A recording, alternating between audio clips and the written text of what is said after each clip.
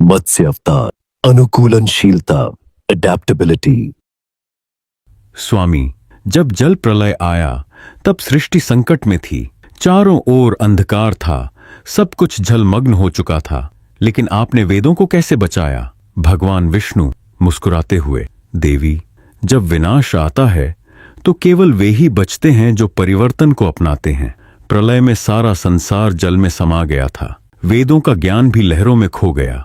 यदि वेद नष्ट हो जाते तो सृष्टि दोबारा जन्म नहीं ले पाती।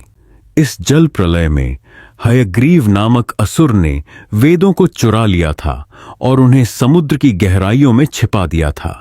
वह सोचता था कि यदि ज्ञान छुपा लिया जाए तो अज्ञानता और अंधकार का राज्य होगा।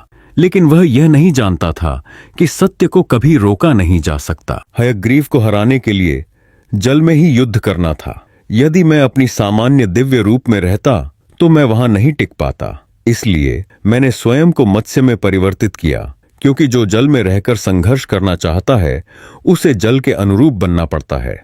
भीषण युद्ध शुरू होता है। हयग्रीव क्रोधित होकर प्रहार करता है, लेकिन मत्स्य अपनी फुर्ती से उसे चकमा देता है। महासागर की लहरें उफान मारती हैं। अंततः मत्स्य अपने तेज नुकीले दांतों से हयग्रीव को परास्त कर वेदों को पुनः प्राप्त करता है। ब्रह्मदेव वेदों को संभालते हैं और सृष्टि की पुनः रचना शुरू होती है। लक्ष्मी माता सोचते हुए कहा, तो परिवर्तन को अपनाना ही जीवन का सबसे बड़ा सत्य है। यदि आप परिस्थितियों के अनुरूप ढलना सीख लें तो आप सबसे कठिन समय में भी विजयी हो सकते हैं। भगवान विष्णु, सही कहा देवी, जो समय के साथ नहीं बदलता वह प्रलय की लहरों में डूब जाता है। जो परिस्थितियों के अनुरूप स्वयं को ढालता है वही सच्चा विजेता बनता है। कूर्म अवतार, स्थिरता, स्टेबिलिटी। लक्ष्मी माता चिंतित स्वर में, स्वामी, जब देवताओं और असुरों के बीच समुद्र मंथन हुआ तो सृष्टि संकट में आ गई थी। मंदराचल पर्वत डूबने लगा था। सब कुछ असंतुलित हो गया था। तब आपने क्या किया?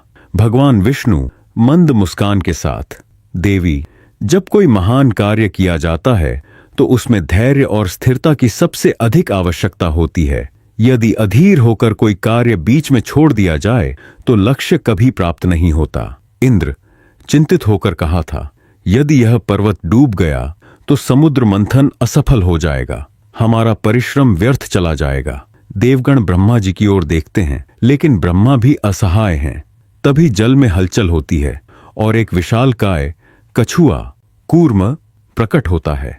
उसकी आंखों में दिव्य तेज है और उसका स्वर गूंजता है। भगवान विष्णु कूर्म रूप में, स्थिर और गंभीर स्वर में। जब कोई कार्य कठिन हो, जब संतुलन खोने लगे, तब धैर्य और स्थिरता ही उसे बचा सकती है। मैं इस पर्वत को अपने कवच पर संभालूंगा। विशाल कूर्म समुद्र की गहराई में जाकर अपनी पीठ पर मंदराचल पर्वत को थाम लेता है। अब पर्वत डूबता नहीं, बल्कि मजबूती से टिका रहता है। देवता और असुर आश्वस्त होकर फिर से मंथन शुरू करते हैं। धीरे धीरे अमृत, रत्न और अन्य दिव्य वस्तुएं प्रकट होने लगती हैं। लक्ष्मी माता, तो यह सत्य है स्वामी, जीवन में जब कठिनाइयां आएं, जब सब कुछ अस्थिर लगे, तब हमें धैर्य और आत्मनियंत्रण रखना चाहिए। तभी हम सफलता प्राप्त कर सकते हैं। भगवान विष्णु, हाँ देवी, कई बार जीवन में परिस्थितियां हमारे नियंत्रण से बाहर हो जाती हैं, लेकिन यदि हम स्थिर रहें, अपने धैर्य को बनाए रखें, तो हम सबसे बड़े संकट को भी अवसर में बदल सकते हैं। वराह अवतार, शक्ति, स्ट्रेंथ। माता लक्ष्मी चिंतित स्वर में, स्वामी, पृथ्वी संकट में है। हिरण्याक्ष ने उसे समुद्र की गहराइयों में छिपा दिया है। क्या इसे बचाना संभव है? भगवान विष्णु दृढ़ता से, जो दृढ़ संकल्प रखता है उसके लिए कोई कार्य असंभव नहीं। यह ब्रह्मांड का नियम है। जो अपने कर्तव्य से नहीं डिगता वह असंभव को संभव बना सकता है। माता लक्ष्मी, लेकिन स्वामी, यह राह कठिन है। हिरण्याक्ष एक अजेय शक्ति है। भगवान विष्णु, कठिनाइयां तो जीवन का हिस्सा हैं देवी, पर जो संघर्ष से घबराता नहीं वही विजेता बनता है। वराह अवतार हिरण्याक्ष से भयंकर युद्ध करते हैं। संघर्ष कठिन है, परंतु उनके संकल्प के आगे राक्षस टिक नहीं पाता। अंततः वराह पृथ्वी को अपने दांतों पर उठाते हैं और सतह पर ले आते हैं। भगवान विष्णु, यह केवल एक युद्ध नहीं था, बल्कि यह संदेश था, जो अपनी पृथ्वी को बचाने के लिए अडिग रहता है वही सच्चा विजेता बनता है। नरसिंह अवतार, निडरता, फियरलेसनेस। माता लक्ष्मी व्याकुल होकर, स्वामी, यह कैसा समय था जब एक पुत्र को अपने ही पिता से डरना पड़ा। भगवान विष्णु गंभीर स्वर में, यही संसार का सबसे बड़ा भय है, जब अधर्म अपनी जड़ें गहरी कर लेता है और सत्य बोलने वालों को ही दंड मिलता है। हिरण्यकशिपु क्रोधित होकर सिंहासन से उठता है। वह स्तंभ की ओर इशारा करता है। हिरण्यकशिपु गर्जना करता हुआ, अगर तेरा भगवान हर जगह है तो इस स्तंभ में क्यों नहीं? स्वामी, आपने यह रूप क्यों धारण किया? भगवान विष्णु, क्योंकि जब अन्याय अपनी सीमा पार कर लेता है तब भय को त्यागना ही सबसे बड़ा धर्म होता है। हिरण्यकशिपु का अंत होता है। प्रहलाद भगवान के चरणों में गिरता है। भगवान विष्णु प्रेम पूर्वक, जो सत्य और धर्म के मार्ग पर चलता है उसे कभी डरने की आवश्यकता नहीं होती। वामन अवतार, विनम्रता और रणनीति, ह्यूमिलिटी एंड स्ट्रैटेजी। माता लक्ष्मी चिंतित स्वर में, स्वामी, राजा बलि तो महान दानवीर थे, फिर भी आपने उन्हें सब कुछ क्यों खोने दिया? भगवान विष्णु शांत लेकिन दृढ़ स्वर में, दानवीर होना अच्छी बात है देवी, लेकिन जब दान भी अहंकार का रूप ले ले तब व्यक्ति को अपनी गलती का एहसास कराना आवश्यक हो जाता है। बलि को अपनी शक्ति पर घमंड था। उसे यह लगने लगा था कि वह संपूर्ण ब्रह्मांड का स्वामी बन सकता है। अहंकार हमेशा पतन की ओर ले जाता है। माता लक्ष्मी जिज्ञासा से, तो आपने उसका अहंकार तोड़ने के लिए वामन अवतार लिया? भगवान विष्णु मुस्कुराते हुए, हां, क्योंकि जब कोई व्यक्ति खुद को सर्वशक्तिमान समझने लगे तब उसे यह एहसास कराना जरूरी होता है कि सच्ची शक्ति क्या होती है, और इसके लिए विनम्रता सबसे बड़ा हथियार है। दृश्य बदलता है। राजा बलि का विशाल दरबार। वह गर्व से सिंहासन पर बैठे हैं। उनके चारों ओर दानवीरता की प्रशंसा हो रही है। तभी एक छोटे ब्राह्मण बालक के रूप में वामन प्रवेश करते हैं। वामन नम्र स्वर में, राजन, मैं आपसे केवल 3 पग भूमि चाहता हूं। राजा बलि हंसते हैं। उनका अहंकार झलकता है। राजा बलि अहंकार से, बालक, मैंने देवताओं को पराजित किया है, महादान किए हैं, तुम केवल 3 पग भूमि ही क्यों मांग रहे हो? मांगो जो चाहो। वामन मंद मुस्कान के साथ, राजन, जो जरूरत से ज्यादा मांगता है वह अंततः सब कुछ खो देता है। मैं उतना ही लूंगा जितना मेरे लिए आवश्यक है। राजा बलि इसे अपनी महिमा का प्रतीक समझते हैं और वचन दे देते हैं। तभी वामन का विशाल स्वरूप प्रकट होता है। पहला पग पृथ्वी पर, दूसरा स्वर्ग पर। अब तीसरा पग रखने के लिए स्थान नहीं बचता। राजा बलि समझ जाते हैं कि उन्होंने अपने अहंकार में गलती कर दी। राजा बलि हैरान और पछतावे के साथ सिर झुकाकर, प्रभु, मैं अपने अहंकार में यह भूल गया था कि सच्ची शक्ति किसी के अधीन नहीं होती। आपने मुझे मेरी गलती का एहसास करा दिया। अब तीसरा पग मेरे सिर पर रख दीजिए ताकि मेरा घमंड पूरी तरह नष्ट हो जाए। वामन उनका सिर स्पर्श करते हैं और बलि को पाताल लोक भेज देते हैं। बलि अब पहले की तरह दुखी नहीं है। उनके चेहरे पर संतोष का भाव है। वे समझ गए कि उन्होंने क्या खोया और क्या पाया। राजा बलि गंभीर लेकिन शांत स्वर में, मैंने अपना राज्य खो दिया, लेकिन अहंकार त्याग कर मैंने खुद को पा लिया। यह सबसे बड़ा दान है जो मुझे मिला। भगवान विष्णु प्रकट होते हैं। बलि की भक्ति देखकर उन्हें वरदान देते हैं। भगवान विष्णु मृदु लेकिन गंभीर स्वर में, बलि, तुम्हारा अहंकार तुम्हें पाताल तक ले गया, लेकिन तुम्हारी भक्ति ने तुम्हें अमर बना दिया। क्रोध और शक्ति सही समय पर जरूरी हैं, लेकिन वे अहंकार के अधीन नहीं होने चाहिए। जो विनम्र रहता है वही सच्चा सम्राट बनता है। परशुराम अवतार, अनुशासन, डिसिप्लिन। माता लक्ष्मी चिंतित स्वर में, स्वामी, परशुराम का क्रोध प्रचंड था। क्या क्रोध सही मार्ग हो सकता है? भगवान विष्णु गंभीर मुद्रा में सुनते हैं, जैसे कुछ स्मरण कर रहे हों। तभी दृश्य बदलता है। परशुराम अपने पिता महर्षि जमदग्नि के आश्रम में लौटते हैं, लेकिन दृश्य देखकर उनके नेत्रों में ज्वाला भड़क उठती है। सामने धराशायी पड़े हैं उनके पिता। माता रेणुका अश्रुपूरित नेत्रों से विलाप कर रही हैं। अत्याचारी क्षत्रियों ने उनके पिता की हत्या कर दी थी, क्योंकि उन्होंने उनकी इच्छा के विरुद्ध उन्हें दिव्य गाय कामधेनु देने से इनकार कर दिया था। परशुराम की मुट्ठियां भींच जाती हैं, उनकी सांसें भारी हो जाती हैं।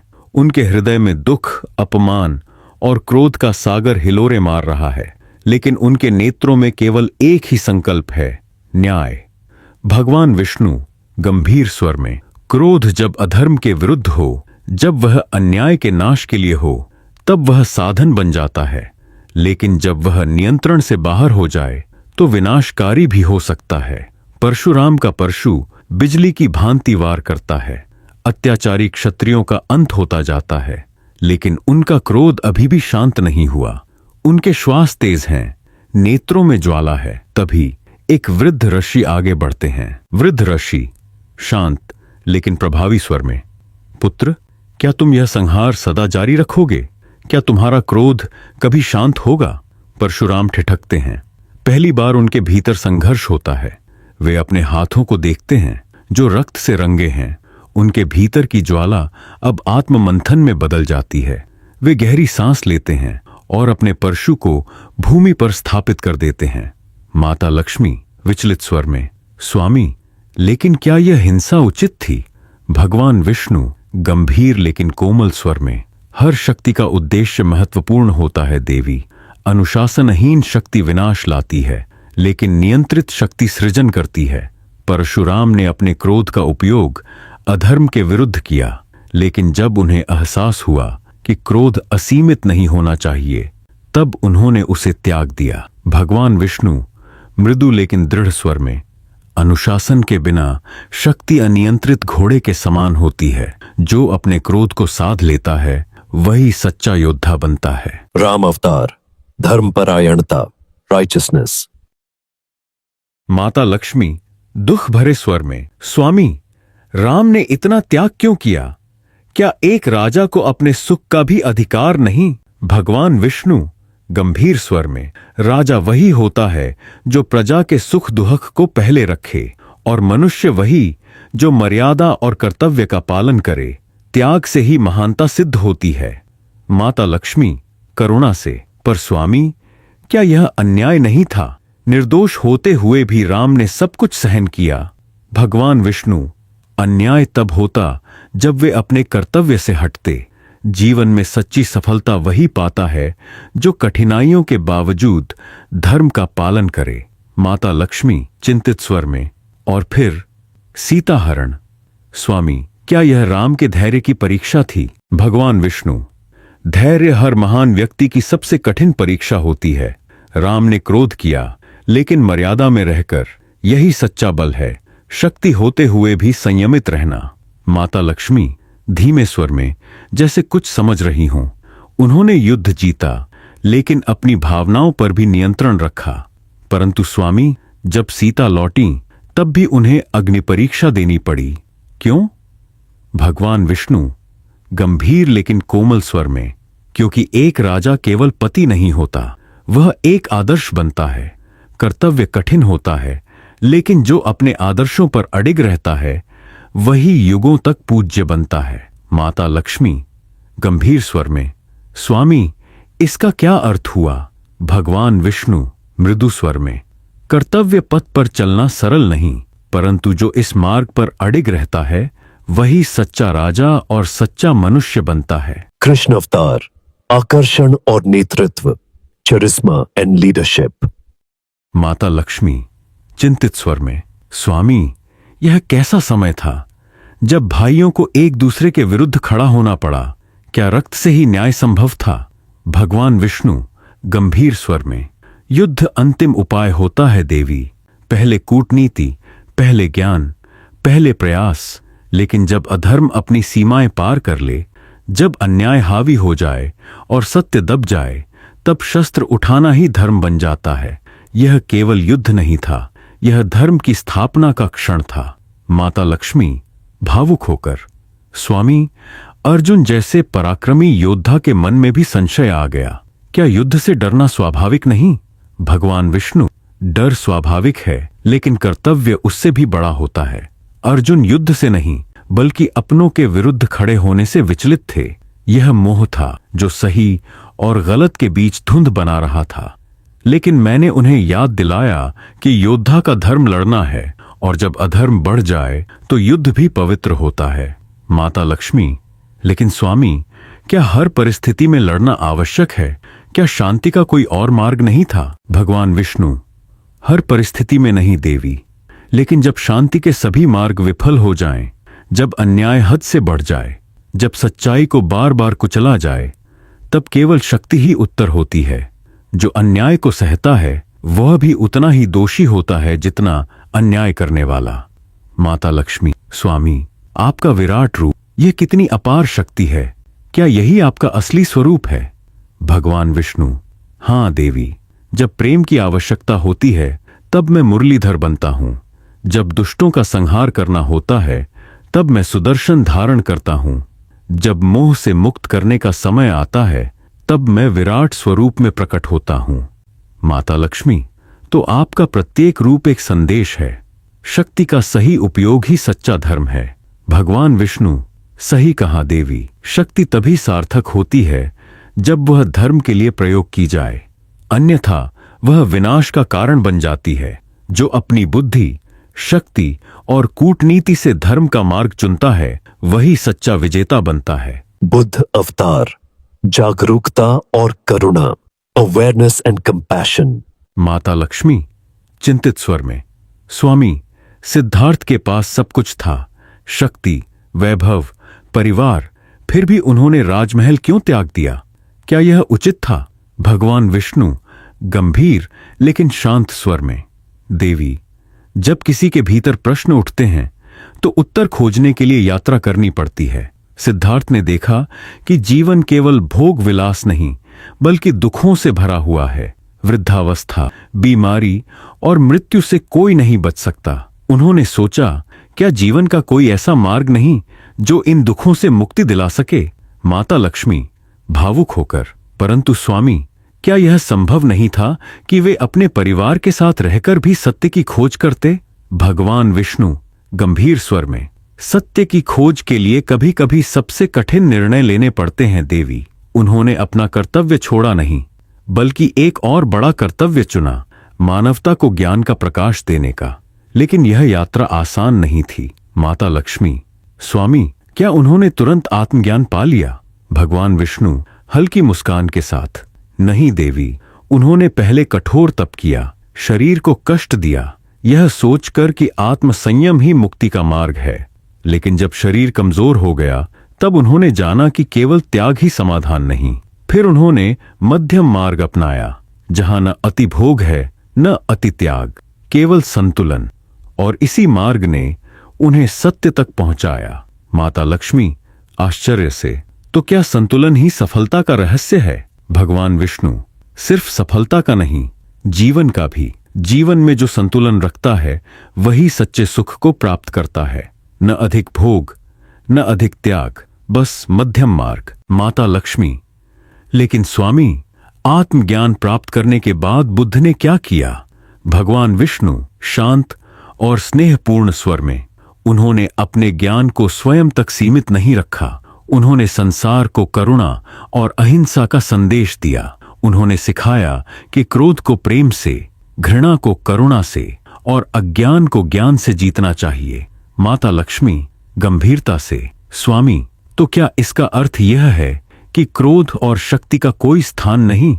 भगवान विष्णु, क्रोध तब तक सही है जब तक वह अधर्म के विरुद्ध हो, लेकिन जब क्रोध स्वार्थपूर्ण हो जाए तो वह विनाशकारी बन जाता है।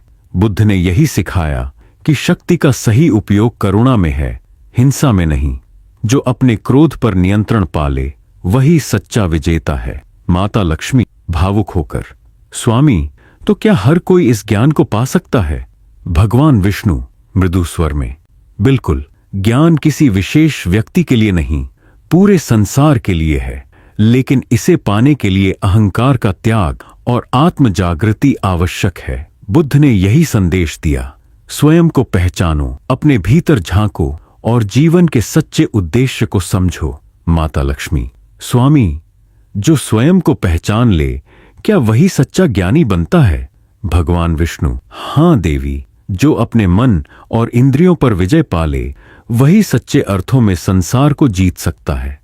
करुणा, शांति और आत्म साक्षात्कार, यही जीवन का सबसे बड़ा सत्य है। कल की अवतार, परिवर्तन, ट्रांसफॉर्मेशन।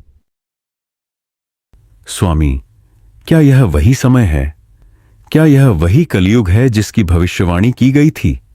भगवान विष्णु गंभीर स्वर में, हां देवी, यह कलयुग है, अधर्म का युग, जब मनुष्य लोभ, मोह और अहंकार में इतना डूब जाएगा कि उसे धर्म और अधर्म का भान भी नहीं रहेगा। जब सत्य और न्याय को निर्बल मान लिया जाएगा, जब शक्ति का उपयोग केवल स्वार्थ के लिए होगा, तब सृष्टि को संतुलित करने के लिए मेरा अंतिम अवतार प्रकट होगा। कल की अवतार। माता लक्ष्मी गहरी चिंता के साथ, लेकिन स्वामी, क्या मनुष्य स्वयं को नहीं बदल सकता? क्या उसे हर बार देवता का सहारा ही चाहिए? भगवान विष्णु, मनुष्य को अवसर दिए जाते हैं, ज्ञान, धर्म और सत्य का मार्ग दिखाया जाता है, लेकिन जब वह बार बार इन्हें अस्वीकार करता है, जब वह अपने ही विनाश की ओर बढ़ता है, तब प्रकृति स्वयं परिवर्तन लाने के लिए विवश हो जाती है। यही समय निकट है देवी, अब मेरा अंतिम अवतार प्रकट होगा। माता लक्ष्मी, स्वामी, यह शक्ति, यह तेज, यह आपके पूर्व अवतारों से भिन्न क्यों है? भगवान विष्णु गंभीरता से, क्योंकि यह अंतिम युद्ध है देवी। यह केवल एक युग का अंत नहीं, बल्कि एक नए युग की शुरुआत है। सत्य को पुनः स्थापित करना अब सरल नहीं, बल्कि एक महायुद्ध के समान होगा। इस बार केवल शिक्षा नहीं, केवल दया नहीं, बल्कि शक्ति का उपयोग भी आवश्यक होगा। जब अंधकार बहुत गहरा हो जाता है, तब प्रकाश को और अधिक प्रचंड होना पड़ता है। माता लक्ष्मी शांत और गंभीर स्वर में, तो क्या यह सच में अंत है स्वामी? भगवान विष्णु मंद मुस्कान के साथ, यह अंत नहीं, यह एक नई शुरुआत है। जब पुराना वृक्ष गिरता है, तब नया अंकुर जन्म लेता है। जब अधर्म का अंत होता है, तब धर्म पुनः स्थापित होता है। कल के अवतार का उद्देश्य केवल संहार नहीं, बल्कि सृजन भी है। सत्य का राज्य पुनः स्थापित होगा और एक नया युग आरंभ होगा, सत्य युग। माता लक्ष्मी मृदु स्वर में, तो क्या मनुष्यों को इस परिवर्तन से भयभीत होना चाहिए? भगवान विष्णु दृढ़ता से, नहीं देवी, भयभीत वे होंगे जो अधर्म के मार्ग पर हैं, लेकिन जो सत्य, प्रेम और धर्म के मार्ग पर चल रहे हैं, उनके लिए यह एक नया सवेरा होगा। यह पृथ्वी का पुनर्जन्म होगा। कल के अवतार का आगमन निकट है और एक नए युग की शुरुआत होने वाली है।